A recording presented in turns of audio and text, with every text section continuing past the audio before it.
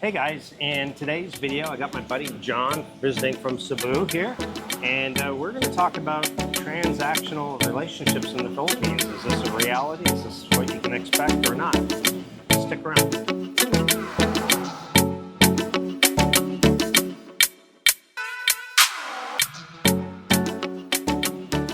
Hey John, thanks for coming on. I appreciate it. It's good to see you. My pleasure. Good to see you as well. It's been a while. It's been since the pandemic in Mactan, Newtown. So I want to say, when was that? 21? I think so. Yeah. 4 Time's years. gone quick. Yeah. And so you have a channel, I know, and just so people know, what's the name of your channel? Sure. It's called California Expat, newer channel. Yeah, very similar, just talking about life in the Philippines as an expat. There'll be a link down in the description, guys. So would you say you have, I mean, I can say honestly that I have been, looking back at it, I've been in transactional relationships, you know, where it was just definitely wasn't with me for my dashing good looks or my charm, you know. Would you say that's happened to you at all? Without a doubt. And Yeah. sometimes I didn't realize it until the end. Right. But yeah, without a doubt, I've been in some of those, and I've been in ones that weren't like that at all. Yes. But I think it's almost impossible to be in the Philippines and not experience that. I think honestly, if you're being honest, almost any country in any place is some kind of transactional. I mean, she's with you for a second source of income, or I don't know, whatever it may be. But here in the Philippines, I run into a lot of guys who almost start off the relationship immediately, already giving an allowance and all of that. How do you feel about that? So sometimes I'll get comments on my vlogs as well where people will say that all Filipinas are there for the money side of it. Right. But the problem is I think that some of those guys create that environment by immediately buying a lot of stuff, maybe a new iPhone, or you know, paying for expensive things, or giving money for the family. And so they create the expectation and then blame the Filipina when they expect those type of things. So I think that sometimes relationships are transactional over here because the foreigner guy creates that context. Yeah, I think you're absolutely right. And I know so many guys that tell me, like, hey, I'm just coming over the first time to meet her. I got her a phone, I got her a tablet, and they're like listing off all these things that he's bringing. And I'm like, isn't just you coming to visit good enough? I mean, why are you getting her a phone, a tablet, all these things? And I think it's just starting off on the wrong foot. Absolutely. Yeah. I think that it's really up to the foreigner guy, you know, to set the expectation and what things will be like, and also to really look out for the red flags. You know, I think if a Filipino is starting to ask for things, you know, right at the beginning, I tend to say run from those type of situations. Yeah. When you start to date somebody, do you set expectations at all at the beginning? Like, do you say, listen, as if this ever turns into, or do you say, listen, I'm not going to be paying you an allowance, or do you ever set some, or you just kind of let things happen? You know, I think when I was newer here, I let things happen. And I think now I'm just very observant. If a Filipina, we go to a restaurant and they're always ordering the most expensive things on the menu, or if we're out and they say, can I have this and I can have that, and it's only been the first week or two, I tend to move on from those type of situations. So for me, I don't so much explicitly communicate, I won't do this or that. Right. I really more am just observing. You know, it's someone that says, no, that's too expensive, don't get that. That's the type of Filipina that I'm actually happy to spend on. Right. But conversely, the type of Filipina that's always asking for things, I just wouldn't settle down in a relationship to begin with. Yeah, you should definitely be looking for the girls who are looking to save you money. They're bargaining at the open market for vegetables and fruits. Exactly. I had a girl that I was dating in Cebu years ago, and she would always order all this extra food, and it was like starting to really annoy me because it's like I finally told her, I said, you can't eat all of that. I said, why do you keep ordering all this food and then you let it go to waste? And then I found out she was taking it home. She was actually giving it to her family because she felt bad. Sure, sure. But she was embarrassed to say so, and I just thought she was really just being a glutton. You know what I mean? Yeah. And then I found out, I said, why didn't you just straight up tell me? And I would have bought your parents an extra meal. Exactly. And because then, I think that's still a generous, kind-hearted Filipina that's caring about their family. Right. Of course, she should mention that kind of thing to you, though. Right. Yeah. So I didn't see that as being a transactional.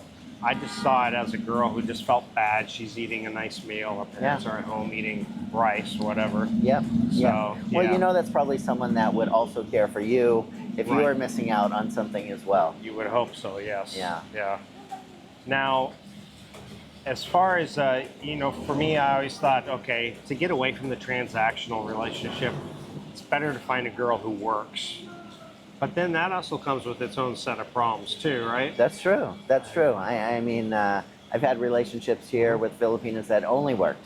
And so I was in a relationship, but I felt alone because they were just never around. And, you know, I'm also working here. But Filipinas that work sometimes will work a lot.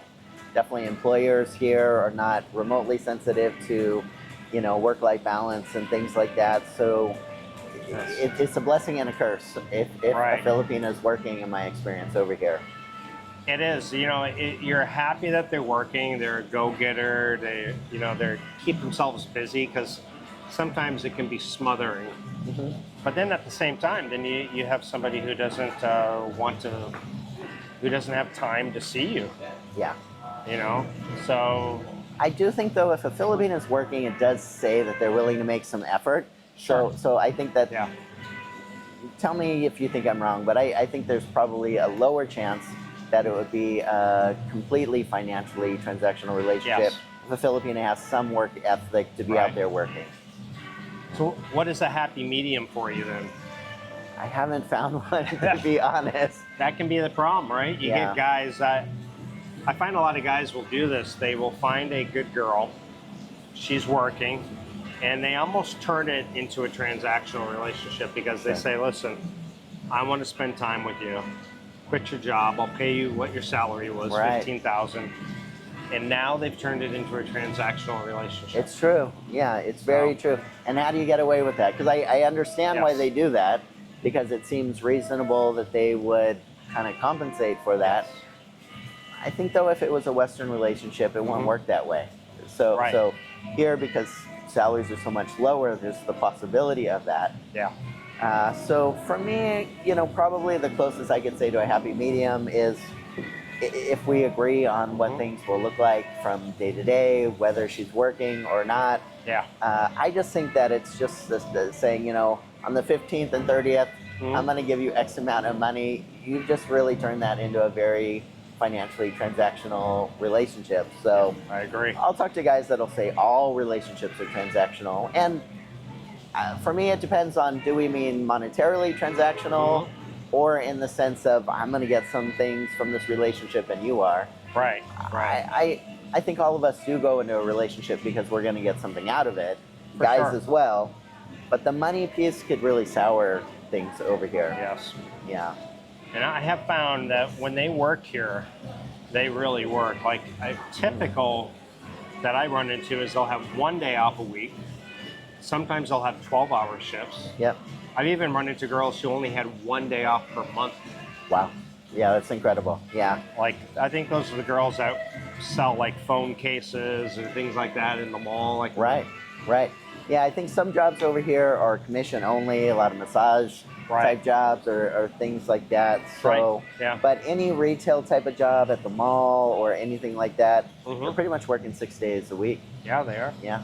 And funny you brought up the massage because I was talking to the girl last time. I get a hot stone massage once a week now for exercise. That's great. And she would tell me that they basically all live in a boarding house just connected to the massage parlor. Sure. And they work 7 days a week. And then like in between clients, they would go hang out in the boarding house or sleep or whatever until their next client. And they didn't get any salary. It was only commission. So if she only had one customer that day, she got a percentage of the massage, Yeah. and whatever tip. Yeah, That's I know an ICU nurse in Cebu City, working at one of the Changhua hospitals there. Also, basically lives at the hospital. So resident nurse. So that type of thing happens over here as well, where they're literally working and living at the same place sometimes. It's almost like indentured slavery. You know, it really is. Yeah.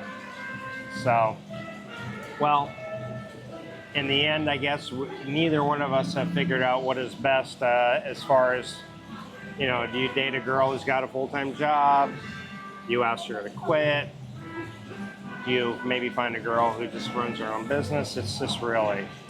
Yeah, I've also thought about, you know, women that work freelance over here, because it means they can work from home. They're still working, but they're working from home. When you said freelance, I think of something. I got to clarify what type of freelancer. So, yeah, the ones that are working on their computers, doing professional services. Yes. The problem, though, is that they're mostly working night shift for clients in the U.S. or something like that. That's correct. And then so they're working all night, which is kind of inconvenient, especially if you move in together. And then they're sleeping during the day. So that's also just doesn't work real well. Now, I did want to end it with your opinion on this, because you really got your fingers on the pulse of like Cebu, the business, because you have a business going out of an office in Cebu in Davao. Yep. Now, initially you hired Filipinas, correct? Yep. And AI is starting to take over now, right? That's right. Yeah, that's right. Where do you see the huge business of employing employees for call centers here? Yeah, so it's a challenge. The BPO industry in the Philippines is how I make my income over here, and a huge part of the economy in the Philippines is BPO industry as well. The big challenge is that AI already today can take phone calls, sound about as natural as you and I, respond to objections, even on sales calls. They could do web development and graphic design, a lot of the type of things that my BPO over here does.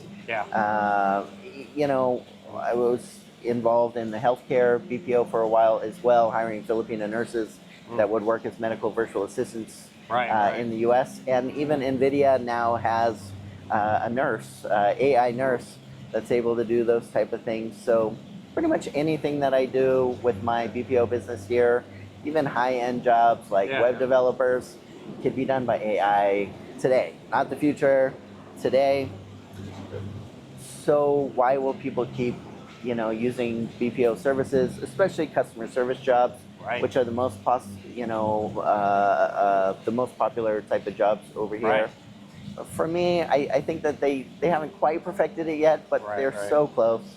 But I think that the industry will be seriously disrupted over here in the Philippines, and companies like mine will really need to be developing more AI software tools, which we're already doing, just really for longevity. And people used to talk about businesses that were pandemic proof, and now business owners like me need to think about businesses that are AI proof. And what will I do with my employees here to make sure that they stay employed? So I think developing higher-end software tools and things like that, platforms that provide value to people, will be the future. But a lot of jobs, I think, are going to go away in the next 5 to 10 years in the Philippines and around the world. I really just think that it's the bell curve and slower human adopters that will be what allows the BPO industry to continue here for the time being. And guys like me will, and employees over here will have to think about, how to survive. Yeah, well, and with that, guys, we'll get your opinions on it. Please comment down below. Thanks, John, for my pleasure coming on the channel, and good seeing you again. You as well. All right, take care, everyone. Ciao.